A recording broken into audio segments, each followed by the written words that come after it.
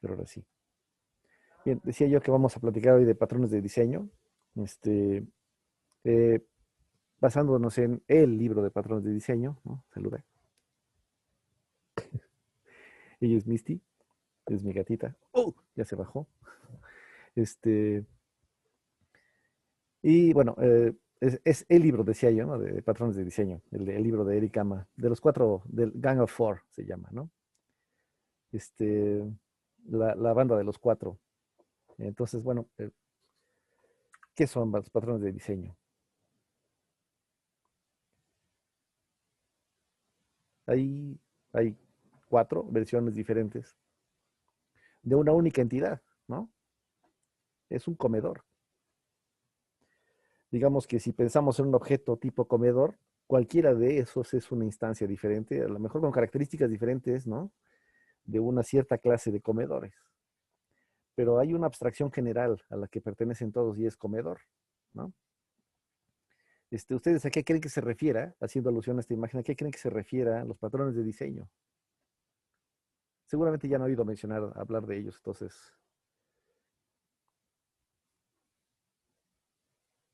sí. De seguro son esquemas, tal vez, que permiten de alguna forma que el código pueda ser más funcional o que no hagan que el código se haga un desastre. Ajá, en efecto, ese es uno de los efectos que buscamos, sí. Convenciones, ajá, también, esa palabra también es buena, Axel. En efecto, ¿alguien más? Formas de hacer una cosa, dice Demian. Perdón, no lo había visto arriba. Ah, sí, cambié el fondo de pantalla, ahora es el conjunto de Mandelbrot. En efecto, eh, hay soluciones recurrentes a ciertos problemas y de lo que se dieron cuenta los de la banda de los cuatro es que esas soluciones recurrentes nos obligan, digamos, a implementar ciertas cosas de cierta manera. Si queremos hacerlas bien, además, si queremos hacer esas cosas de la mejor manera posible, entonces digamos que hay como un cierto patrón que deberían de cumplirse en cada una de esas soluciones preestablecidas. Así que en efecto, ya teníamos, digamos, la programación estructurada, ¿no? En un cierto nivel de abstracción lo que pretende es, como decíamos al principio del curso, descomponer el esquema total de solución, el algoritmo completo de la solución del problema en subalgoritmos manejables. Su manera de recurrir, su manera de fragmentar la complejidad es recurrir a fragmentar el procedimiento que resuelve el problema, ¿no? Pero dijimos, esa aproximación es buena y para muchos problemas funciona y sigue funcionando y va a seguir funcionando el resto de la vida, pero cuando el nivel de complejidad sube en las soluciones que necesitamos, en los problemas que debemos resolver, pues ya no nos alcanza con esa manera de descomponer el problema. Necesitamos una manera con un nivel de abstracción mayor. Necesitamos construir abstracciones mayores, que son objetos, ¿no? La programación orientada a objetos surgió porque pues, ya era prácticamente inmanejable la complejidad de las cosas que necesitábamos resolver en un entorno más, más cercano a los seres humanos, cuando diversificamos a los usuarios posibles de un sistema de cómputo, ¿no? Y necesitamos sistemas de ventanas, y necesitamos un escritorio, y necesitamos, etcétera, ¿no? Todas las soluciones que hoy día usamos. Cuando eso surge, pues necesitábamos otra manera de fragmentar la complejidad. Y entonces, por supuesto, surgió naturalmente la programación orientada a objetos, ¿no? Modelar los objetos que intervienen en el dominio del problema, en el dominio abstracto del programa, para poder implementar allí las soluciones que necesitamos, regulando la interacción entre esas cosas, entre los objetos, ¿no? Este, pero bueno, la complejidad pues, ha seguido creciendo, ¿no? Aún en programación orientada a objetos, digamos, puede llegar a ser, la programación orientada a objetos puede llegar a ser insuficiente, digamos, para poder manejar la complejidad de la manera eficiente. Eh, y entonces surgen propuestas como esta, ¿no? Eh, un nivel de abstracción aún mayor que nos permite, digamos, agrupar soluciones potenciales a problemas que resultan ser recurrentes, que muchas personas las acaban usando, ¿no? Y que es mejor regular, es mejor establecer cómo deberían hacerse para que, pues, para que todas estén bien hechas, digamos, ¿no? Para que todas estén de la mejor manera posible. pensar en ellas para determinar cuál es la mejor manera de hacerlas. Eso es, ¿no? Son soluciones arquitectónicas usuales. Son abstracciones a un nivel superior, lo que solemos utilizar con clases y objetos, ¿no? Este, Cada patrón de diseño sistemáticamente nombra, explica y evalúa una solución de diseño usada, que se usa con frecuencia, ¿no? Que ocurre recurrentemente en sistemas de cómputo complejos. El objetivo, por supuesto, pues, es hacer reusabilidad de esas cosas, ¿no? En la medida de lo posible, hacer código reutilizable y regular cómo se deben hacer, cómo se deben efectuar e implementar esas soluciones, ¿no? Con qué características deberían implementarse para asegurarnos que no acabamos con un código espagueti, con cosas como esas, ¿no? Con problemas de diseño, digamos. En síntesis, pues son recetas para resolver problemas comunes que surgen en la programación, en el contexto de la programación orientada a objetos, favorecen la reusabilidad del código y pues, además favorecen la encapsulación y los principios de buen diseño que habíamos mencionado antes a lo largo del curso. Además, por supuesto, pues nos dan un lenguaje, ¿no? Podemos platicar con otro programador y decir el nombre de un patrón y entonces el cuate ya tiene una idea mental de a qué nos estamos refiriendo, ¿no? O si no la tiene, pues puede ir al libro y echarse un clavado y ver de qué se trata, ¿no? De qué estamos hablando. Pues bueno, es una buena idea, digamos, ¿no? Establecer un nivel de abstracción aún mayor para llevar a cabo soluciones más efectivas. Lo ideal es que pues, el software construido con un conjunto de cajas negras, de módulos, que sean como cajas negras y que cumplan con su función, que tengan bajo acoplamiento, que sean reutilizables, que sean extensibles, por supuesto. Con responsabilidades únicas, como habíamos dicho siempre, ¿no? Single responsibility, en los principios de buen diseño, que oculten la complejidad innecesaria de conocerse al exterior, por supuesto, ¿no? Y que regulen la interacción con los demás a través de una interfaz bien establecida, sin tener que saber, sin tener que conocer cómo está implementada los servicios, solo sabiendo cómo hay que invocarlos, ¿no? Bueno, eso ya lo conocemos desde hace mucho, en programación y todo objeto lo usamos todo el tiempo, sobre todo cuando hacemos interfaces, ¿no? En efecto, los patrones de diseño favorecen ¿eh? La ruta en ese camino, justamente, ¿no? Bien, por cierto, en el libro de Gang of Four, en el libro de Design Pattern, se clasifican los patrones de diseño en tres rubros fundamentales, ¿no? Los patrones creacionales, aquellos que se refieren a cómo construir objetos, los estructurales y los de comportamiento, ¿no? Vamos a abundar en cada uno de esos rubros. Los creacionales, por supuesto, como decía yo, pues definen, pues en general, cuáles son o cuáles suelen ser los mecanismos que utilizamos para la creación de objetos, ¿no? Siempre y cuando no sean pues, un constructor sencillo y simple, ¿no? Estamos pensando en un esquema, en un software más complejo, en un sistema más complejo, donde se necesite manejar más cosas.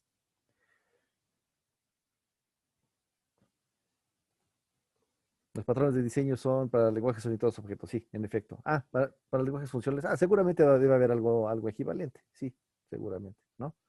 Solo que como en general no se refieren pues, a servicios, ¿no? En general, los lenguajes funcionales, pues a lo mejor le llaman de otra manera, pero seguramente hay cosas equivalentes. La clave aquí es que te manejas a un nivel de abstracción superior, entonces seguramente hay esquemas de programación en lenguajes funcionales que también corresponden con subir el nivel de abstracción a lo que estás haciendo, ¿no? Pero sería bueno buscar. Ya me llamaste, ya me llamó la atención. Hay que buscar eso. Bien, entonces, estos 5 patrones que están aquí, son los patrones creacionales, los que solemos utilizar en sistemas complicados para construir objetos de algún cierto tipo, ¿no? O de algunos ciertos tipos vinculados. El primero es Abstract Factory. Abstract Factory, la idea de Abstract Factory es proveer de una interfaz para crear objetos de clases que están relacionadas entre sí, sin especificar el tipo concreto, ¿no? Como que siempre la clave en programación orientada a objetos es hasta que ya no te queda de otra, dices cuál es la instancia de veras, ¿no? Dices cuál es el objeto concreto. Mientras tanto, difieres lo más posible la concreción para manejarte en un nivel de abstracción lo más alto que se pueda, ¿no? Porque eso garantiza que las soluciones que vas a implementar son las más generales posibles. Y entonces puedes reutilizar ese código en otras cosas, ¿no? Y además, por supuesto, pues entonces, como tienes una solución muy general, la depuras solo una vez, ¿no? Cosas por el estilo. Entonces es conveniente siempre. Entonces, bueno, la Abstract Factory es una fábrica que construye fábricas, ¿no? De objetos. Por supuesto, esas fábricas en algún momento tienen que construir un objeto concreto, ¿no? Entonces, bueno. Pero el chiste es que difiramos esa construcción concreta lo más posible. Ejemplo, ¿no? Los ejemplos que voy a poner son sacados de internet, los encontré en algunos lugares. Entonces, algunos son medio chafas, pero es que no es sencillo encontrar ejemplos sencillos, ¿no? De patrones de diseño. Imagínense que tienen una fábrica de mamíferos que puede construir objetos como perros y gatos, ¿no? Y bueno, además tienes una fábrica de reptiles que puede construir objetos como serpientes y tiranosaurios, ¿no? Este, Podemos tener una fábrica abstracta que regrese esos tipos, ¿no? Como tipos de fábricas específicos a través de una interfaz común, lo que conocemos como polimorfismo, ¿no? Se va a comportar de diferente manera dependiendo de lo que estoy queriendo que haga, dependiendo de cómo la invoque, del mensaje que envíe yo a la fábrica abstracta, ¿no? Es algo como esto. Imagínense que tiene entonces una clase Abstract Factory que tiene un método que se llama getSpeciesFactory, ¿no? Recibe una cadena que le indica el tipo de animal que hay de fábrica que hay que entregar, ¿no? Que hay de dos tipos, una de mamíferos o una de reptiles. Entonces, dependiendo de lo que se recibe en esta cadena, hace esto o esto. Y regresa, por supuesto, a una Species Factory, ¿no? ¿Se acuerdan que en algún momento hablamos de acoplamiento? Y dijimos que el acoplamiento de control es de los peores, ¿verdad?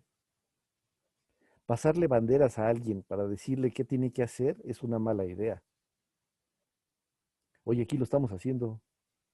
Le estamos pasando una cadena a para decir que haga esto o esto. Estamos controlando cómo se comporta con base en un parámetro. Chale, eso es como contrario al acoplamiento. Si nos acoplamos mucho a esta, digamos, o la idea es como acoplarse a esta, para que esta pueda desacoplarse de las instancias más concretas, ¿no? O sea, digamos que es una manera de regular el acoplamiento. Tiene que existir, está bien, está chido, pero en la medida de lo posible me voy a hacer el loco, digamos, ¿no? Hasta que ya no haya de otra, ¿no? Es lo que decíamos, de diferir la concreción hasta que ya no se pueda. Hacer eso es, pues, por supuesto, desacoplarse lo más posible. Para lograrlo, pues tenemos que pagar un cierto precio. En acoplamiento, claro, sí, pero pues un precio bastante menor que el que tendríamos que pagar si nos acopláramos de entrada al principio, ¿no? Entonces, bueno, está chido, es un precio que hay que pagar, en efecto. Aquí recibe este método, recibe una cadena que a final de cuentas controla lo que el método hace, ¿no? Que es un cierto tipo de acoplamiento rudo, ¿no? Si recibe un mamífero, entonces regresa a una fábrica de mamíferos, y si no, entonces regresa a una fábrica de reptiles, ¿no? Este, bueno, también tenemos esta clase abstracta aquí, que es, por supuesto, Species Factory, o sea, esta cosa de aquí, ¿no? Realmente este método regresa a una entidad abstracta, el nombre de una clase abstracta, ¿no? Y bueno, pues tiene un método que se llama getAnimal y regresa, por supuesto, es un animal. Esta es la clase Mammal Factory, ¿no? Que puede regresar un perro o un gato, dependiendo de qué le solicite yo que haga. Y bueno, aquí hay una fábrica de reptiles que también puede regresar una serpiente o un tiranosaurio, dependiendo de qué le pida yo que haga, ¿no? Claro. Bueno, tenemos por supuesto la clase abstracta animal. Profe, ¿podría Mande. regresar tantito a la otra, porfis? Un segundito. La previa Sí, es porfis, no quiero esta. leer acá. Sí, gracias.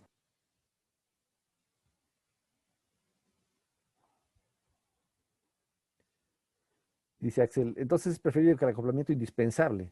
sean los niveles de abstracción más altos. Sí, porque en los niveles de abstracción más altos, digamos, como a final de cuentas siempre tienes un árbol, una jerarquía de abstracciones, te acoplas solo una vez, ¿no? Te acoplas menos veces, digamos.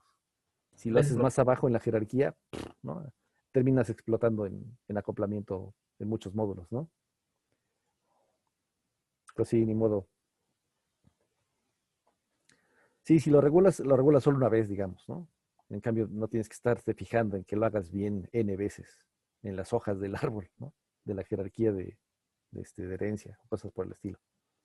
Entonces, bueno, eh, y por cierto, es un buen consejo para cuando tengan que chambear en la industria, siempre que haya que hacer algo pues, no tan chido, ¿no? Como este acoplamiento, digamos, es mejor hacerlo las menos veces posible. Entonces hay que hacerlo lo más arriba posible en la jerarquía de abstracciones que construyen.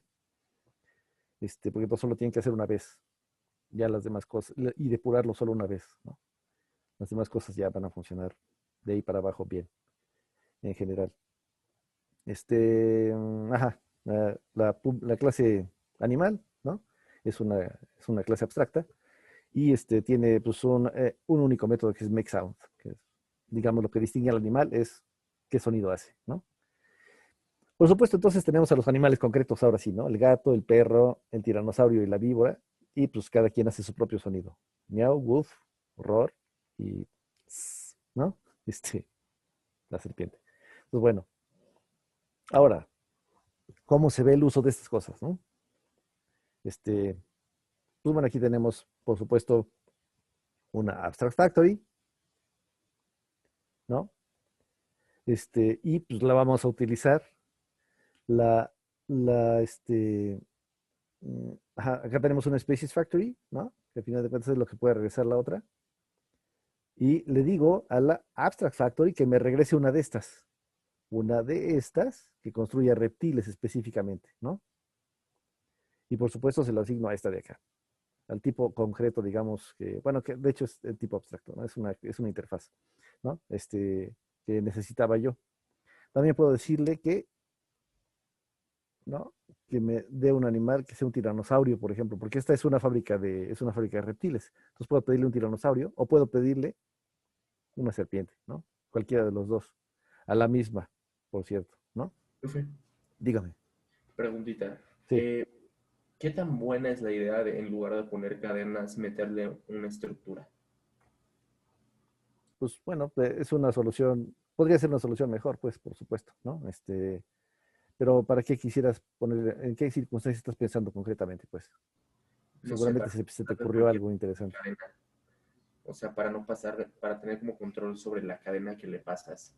No sé, o sea, yo veo que le puedes pasar un carácter mal y ya te botó algo mal.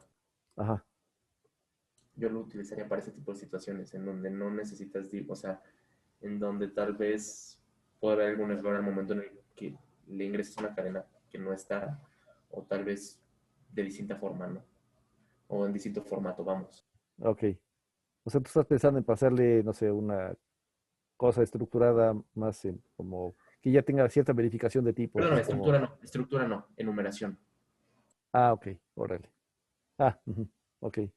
O sea, que tengas control sobre que no haya errores en lo que le estás pasando, pues. Está bien, Justo. está chido, suena bien. Ujú. Una enumeración. Yo estaba pensando en, pues, que la puedas configurar como una estructura en JSON o en XML o algo así. Ujú. Pues podría ser. Que ya tenga cierta verificación, cierta validación previa, ¿no? Sí, va, va, va. Eso suena bien. Pues sí. Ajá. Estábamos en esta. Bueno, el otro ejemplo pues, es análogo, ¿no? Eh, una Species Factory que ahora construye mamíferos y a la que se le pueden pedir perros o gatos, ¿no? Y pues, por supuesto, y luego invocamos al objeto concreto para que haga su sonido. Entonces, el resultado de la ejecución de esta cosa es el de un tiranosaurio, el de una serpiente, el de un perro y el de un gato, es decir, esto, ¿no? Y ya. Pero lo importante, por supuesto, no es la salida, sino cómo estamos utilizando, ¿no? El nivel de abstracción superior, digamos, para construir cosas más concretas, pero pues difiriéndolas hasta que ya no es posible diferirlas más. Por supuesto, en un sistema de veras, el espacio de código entre esta cosa y esta cosa puede ser bastante grande, ¿no? Y entonces pues, podemos hacer muchas cosas en medio, este, y puede haber servicios asociados con las clases abstractas, ¿no? Que no necesariamente están, o no necesariamente tenemos que concretar en, en cierto sentido, ¿no? Cámara. Este, ese es un primero, entonces es una primera clase, un primer patrón de diseño, ¿no? Abstract Factory. Y como decíamos, lo que hace es como abstraer los tipos de fábricas diferentes de diferentes tipos de objetos, relacionados todos ellos, pero bueno. Pero pues, no es la única alternativa. También pudiera ser que los pasos para construir un objeto sean todos ellos análogos de diferentes objetos. Y uno le interesaría hacer un patrón de esos diferentes pasos. Por ejemplo, en un builder, ¿no? Un builder lo que hace es abstraer los pasos necesarios para construir diferentes objetos relacionados. Entonces, bueno, la implementación concreta de esos pasos ya depende de las instancias concretas de cada clase, pues, ¿no? De los niveles de abstracción menores, pero pues fui suficientemente inteligente, digamos, como para abstraer los pasos generales de construcción en una entidad más abstracta, que es el builder, ¿no? Bueno, además, por cierto, este patrón siempre tiene como cosas alrededor. Siempre hay un constructor, que es la interfaz que indica que se puede construir. Siempre hay un director que construye los diferentes tipos de producto. Ahorita lo vamos a ver en el ejemplo. Y bueno, por supuesto, siempre hay constructores concretos, ¿no? Y bueno, claro, siempre están las cosas que queremos construir, es decir, los productos finales, ¿no? El ejemplo que vamos a ver es de la construcción de, digamos, una comida, ¿no? Comidas de restaurante, digamos, siempre se rigen por este esquema de tiempos, ¿no? Entonces, el primer tiempo, digamos, siempre es el plato principal, por ejemplo, ¿no? Si omitimos el aperitivo y demás. Luego hay un acompañamiento y una bebida, ¿no? Una comida, digamos, está constituida de estos tres elementos siempre. O vamos a suponer eso. Entonces la interfaz Build Builder sirve para especificar qué se pueden construir los diferentes elementos mencionados arriba, ¿no? Sirve para especificar qué se pueden construir esas cosas. Y bueno, tenemos constructores concretos además de diferentes tipos de comidas que hacen de cada uno de esos algo particular. El Meal Director, por supuesto, se encarga de hacer que esas cosas ocurran, ¿no? Recibe como parámetro un Meal Builder de algunos de los tipos concretos y arma con eso la comida, ¿no? Él es el que realmente se pone manos a la obra o manda al otro a trabajar, pues. Vamos a ver el ejemplo, ¿no? Tenemos una clase que es Meal, ¿no? Y bueno, está constituida, como decíamos, de una bebida, un plato principal y pues eh, colateral, ¿no? Un acompañamiento, ¿no? Eh, y bueno, pues, getDrink nada más me dice que bebida, setDrink establece la bebida, eh, main course establece el plato principal y bueno, set main course y get main course me permite conocer el plato principal y bueno, por supuesto también tenemos get y set del acompañamiento, ¿no? Y bueno, el toString típico. Bueno, el mail builder entonces construye alguna bebida, construye el main course, construye el acompañamiento y al final, pues bueno, me permite conocer todo eso, ¿no? Con get meal, toda la comida completa. El meal director es el que manda a ejecutar las cosas que deben de hacerse, ¿no? Entonces este cuate recibe el mail builder, ¿no? Que es alguno de estos, porque esta es una interfaz, ¿no? Entonces necesita instancias concretas. Recibe alguno de estos y pues manda a llamar las cosas que ya sabe que sabe hacer, ¿no? A ver, construyete tu drink, tu main course, tu side, etcétera. Y pues por supuesto yo puedo entregar las cosas que tú me dijiste que puedes hacer, ¿no? De tal forma que pues, después podemos hacer algo como esto.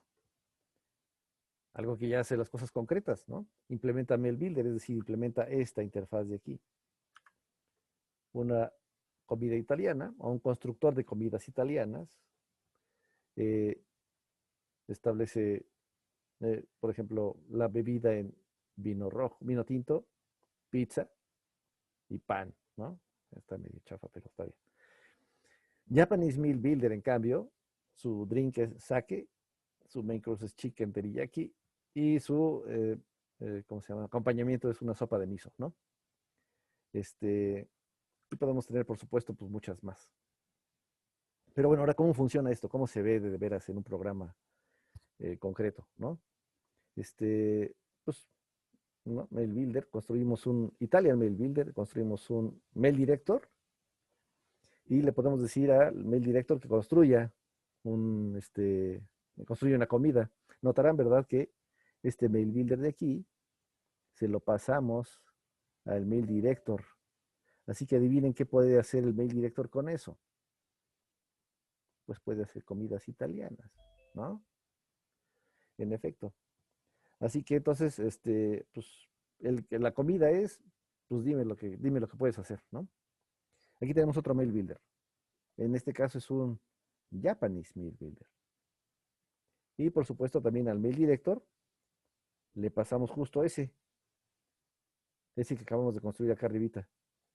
Así que ahora el Mail Director, recurriendo al cuate que trabaja para él, sabe que puede hacer una comida japonesa, ¿no? Realmente no le interesa, pues él solo llama a lo que el otro cuate sabe hacer. Pero bueno, entonces cuando este construye una comida, pues realmente recurre a la instancia que sí sabe hacer la comida japonesa, ¿no? Y ya, entonces ya termina. ¿También les dio hambre? Sí, sí, además ahorita, como está difícil salir a comer a algún lugar, entonces luego sí se le antoja a uno cosas. Pero bueno, papas de McDonald's, por ejemplo. Entonces, por ejemplo, ajá, cuando este primer mail is, que está acá arribita, ¿qué nos va a decir? Pues main course, pizza, side bread y drink red wine, ¿no? El de abajo, este de acá, mail is, como recurrió a un constructor de comida japonesa, dice que la bebida es sake, main course es chicken teriyaki y la sopa de miso es el side, ¿no? El adicional, el acompañamiento.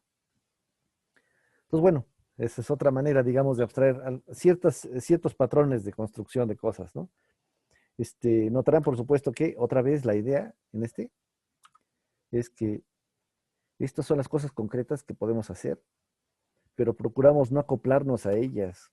Para desacoplarnos y depender, ¿se acuerdan de Interface Inversion, ¿no? Que es uno de los principios de diseño chidos? Es lo que estamos haciendo aquí, ¿verdad? Estamos desacoplándonos de las cosas concretas para depender solo de abstracciones como esta, ¿no? Y el mail director es el que interactúa con esas cosas, ¿no? Nosotros nos desentendemos, nosotros solo decimos cuál es el patrón que hay que seguir para construir lo que sea, y es cual se hace bolas, ¿no? Y llama lo que tiene que llamar.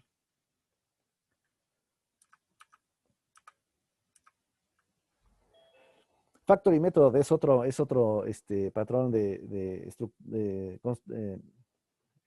construcción, ¿no? Define una interfaz para la creación de objetos de ciertos tipos, pero otra vez, pues diferimos la implementación a las subclases, ¿no? De esa cosa.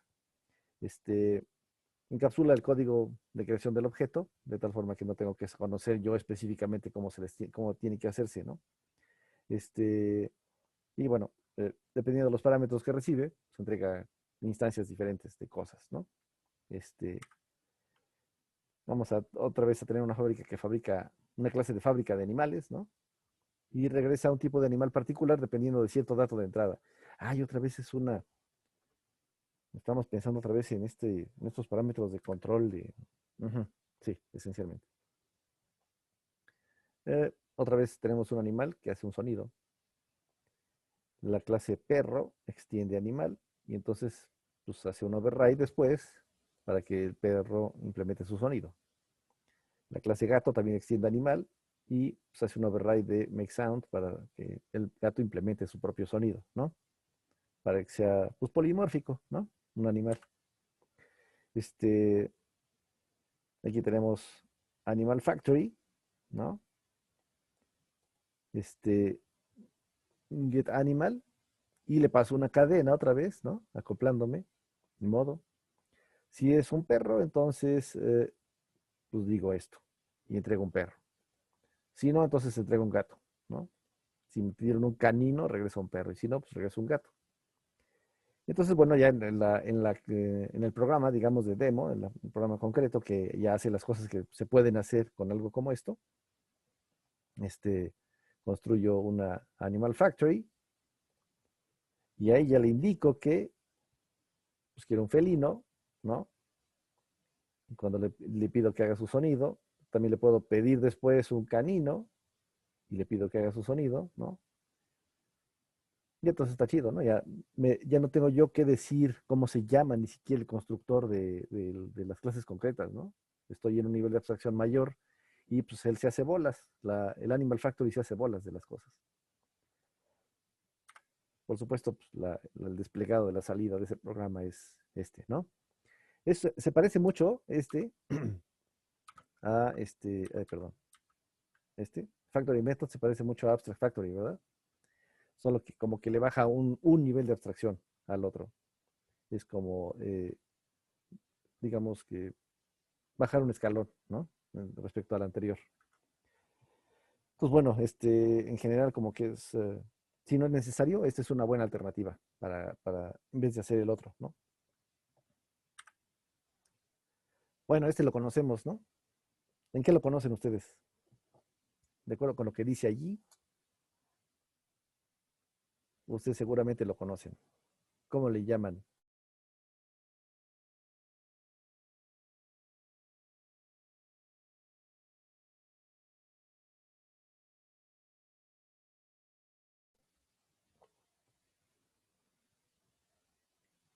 Lo usan en Java, ¿no? Porque cuando uno hace un objeto en Java, en principio, de hecho, hasta hay una interfaz, ¿no? Para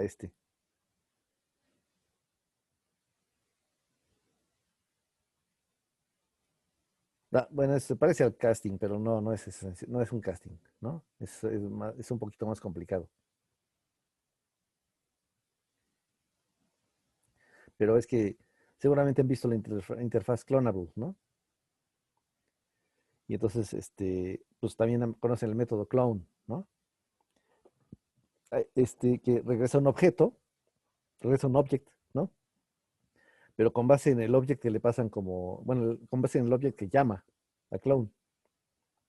Entonces, a final de cuentas, acaba siendo el object que le regresa realmente acaba siendo una instancia de la misma clase del cuate que llamó a clone, ¿no? Esencialmente es esto, ¿no? Es construir una instancia nueva a partir de una que ya existe. Así de, a mí no me interesa cómo esté construida esta cosa, ¿no? A mí me vale gorro, me voy a desacoplar de eso, voy a encapsular la manera de construir este objeto y solo me interesa que me den una copia de este cuate. Después le modifico lo que sea necesario, a lo mejor a ese objeto, después le establezco sus atributos de otra manera, o etcétera, ¿no? Pero por lo pronto necesito una copia de él, porque realmente ni siquiera me interesa saber cómo se construyen objetos de ese tipo, ¿no? Nunca paso por new, a mí me vale gorro. Tú dame una copia de este. Ajá. No, pues en efecto, hacer un clon de algo es utilizar prototype como esquema, como patrón de diseño, ¿no? Este, pues lo conocemos, ¿no? Eh, digamos que aquí tenemos la interfaz prototype, que sabe hacer do clone. Este, una persona implementa prototype y entonces tiene que hacer do clone, ¿no? Y entonces, cuando hace override de ese, pues regresa una nueva persona con el mismo atributo, el mismo valor de atributo que tenemos aquí. Entonces regresa una copia, ¿no? De lo que tenemos. Esencialmente esto sería hacer un clone, ¿no? En Java. Entonces, bueno, lo conocemos bien, ¿no? Conocemos bien este patrón de diseño. Bueno, si ejecutamos, pues lo único que hacemos cuando hacemos algo así es que la persona 1 se llama Fred, creamos a la persona 2 a partir de la 1, nos vale gorro cuáles sean los valores de sus atributos, ¿no?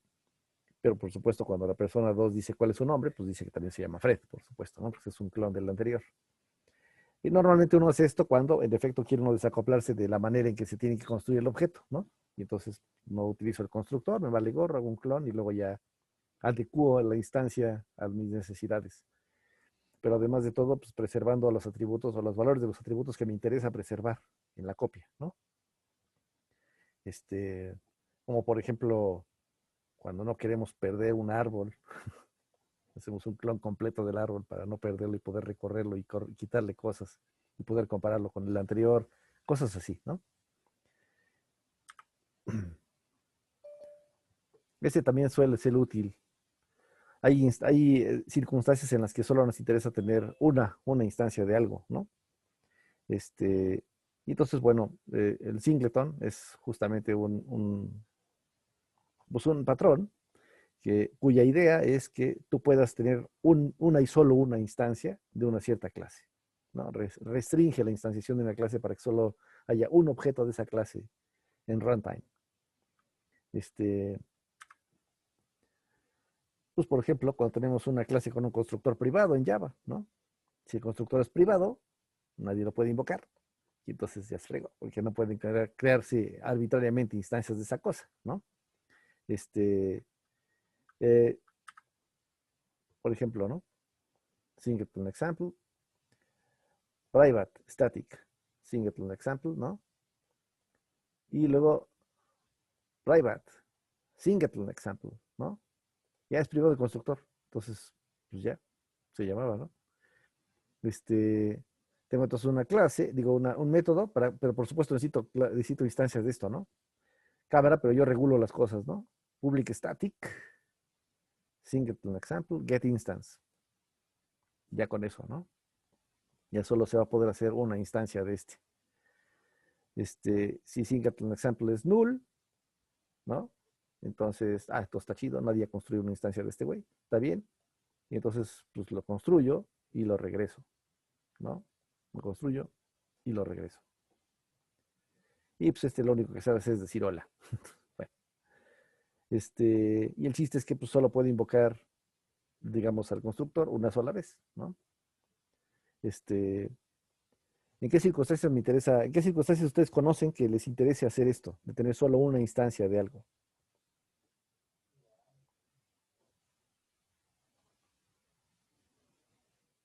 No sé, por ejemplo, si creo un juego de ajedrez y quiero solo un único tablero, no tener que estar generando instancias de muchos tableros y solo tener un tablero. Ujú. Es una buena idea, sí, es un buen ejemplo, sí. ¿Alguien más?